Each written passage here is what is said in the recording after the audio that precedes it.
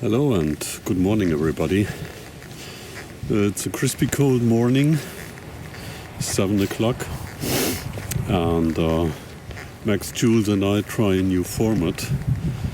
One photo. Due to the corona crisis that leashes everybody of us more to the house, but fortunately in Bavaria we are still allowed to leave the house for walking, for doing sport, as long as we stay alone.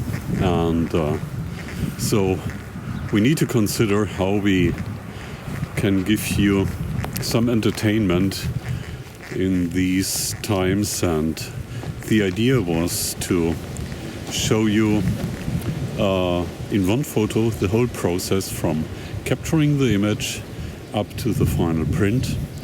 And I am currently here in the Lake Constance area where I'm usually working.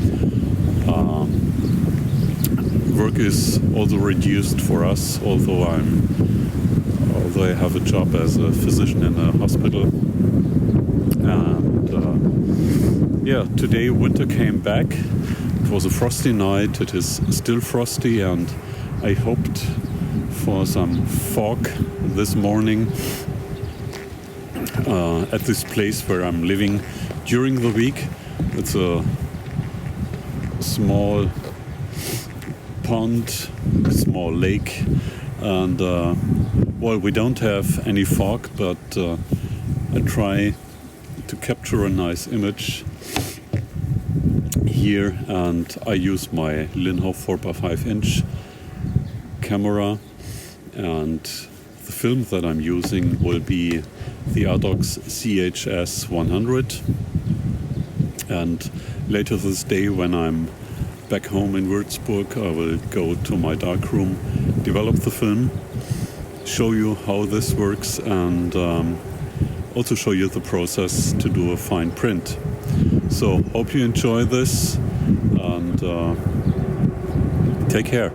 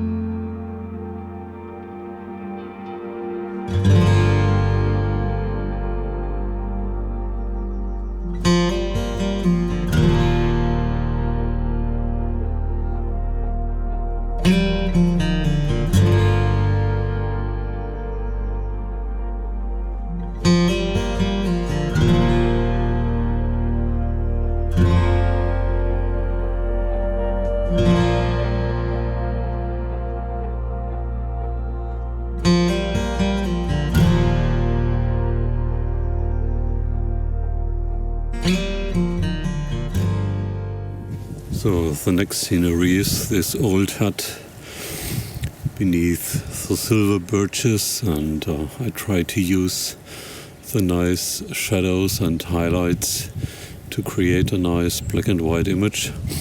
We will see if it works.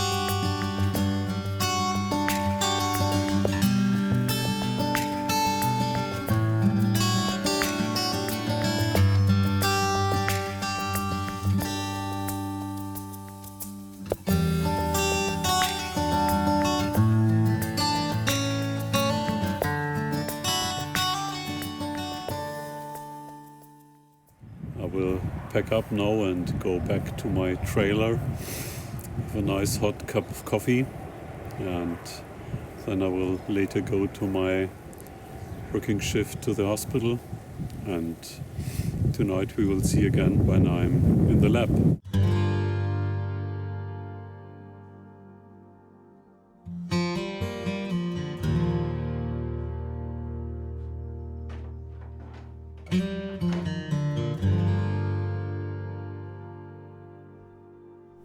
So for all of you who have never handled a 4x5 inch negative, we will show you here what usually happens in total darkness. You open the film holder and pull out the exposed negative. In the right upper corner you can find some notches. This is the same at every film brand and helps to discriminate the emulsion side from the rear film side. When the notches are in the upper right side, the emulsion side faces to you, and with this side outwards you have to insert the negative onto the film holder of the developing canister. Each holder has two sides. That means that at least 4 sheets of 4x5 inch film can be developed simultaneously. After inserting the film holders into the canister, you should close the lid thoroughly. 2 moldings at the side help you to find the correct position of the lid.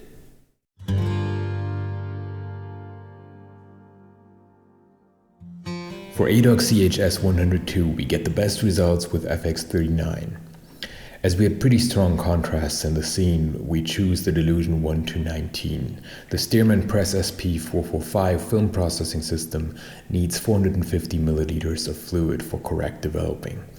So we need, in this case, 22.5 milliliters of developer and 425 milliliters of demineralized water. For a temperature of 20 degrees or Celsius or 68 degrees Fahrenheit, this means a developing time of 11.5 minutes, and of course as always agitation for the first 60 seconds, then after each minute just 10 seconds of agitation. When you fill in the developer, make sure that you open both screw caps. One opening is for filling and draining, the other is for ventilation. After filling the fluid in, close both screw caps.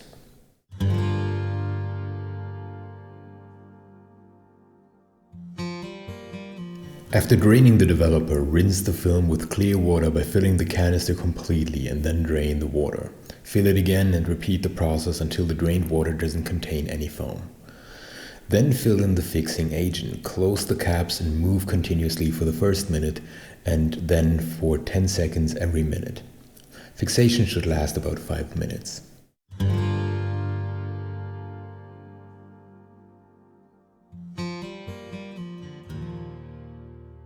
Once you filled back the fixer to the storage bottle, as it can be used several times as you might know, you should rinse the film thoroughly.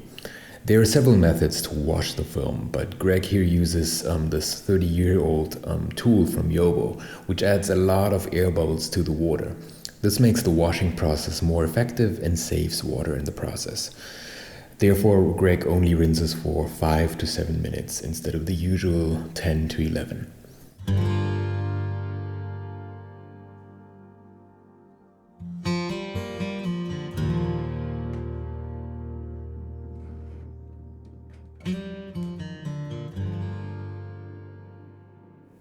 On the light box, the negatives look pretty good. For a final selection and for easier storage, Greg does a contact print.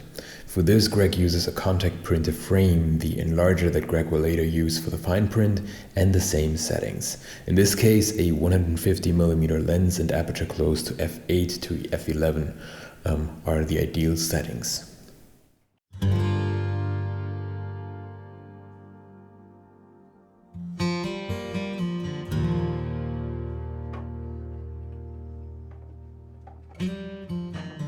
Greg decided to make a print from the rocks in the water. The first step is always a test print for evaluating the correct exposure time. With increments of 3 seconds, Greg exposes a Forte warm tone FB in the size of 30 to 40 centimeters. The longest exposure time here is 42 seconds. After developing and drying the test print, Greg decides for an exposure time of 37 seconds with some additional burning for the highlights in the mid of the image.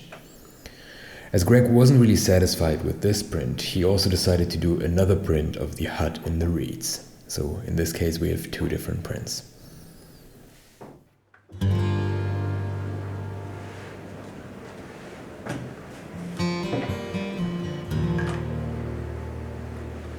Well, lab work is done.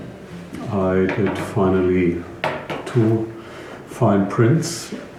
My first decision was this one, but when I watched the print in the lab and when the print was still wet, I wasn't very satisfied and decided to do the other one with the old hut.